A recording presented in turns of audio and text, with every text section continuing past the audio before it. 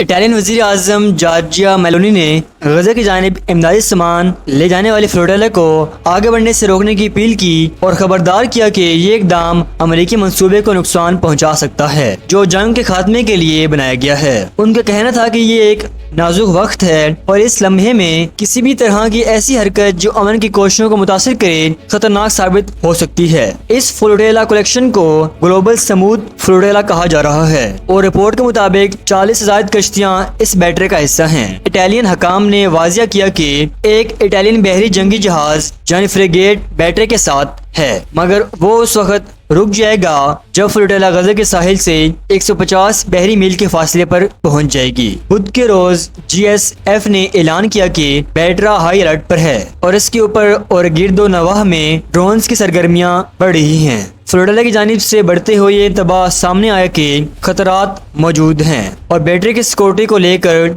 तशवीश है।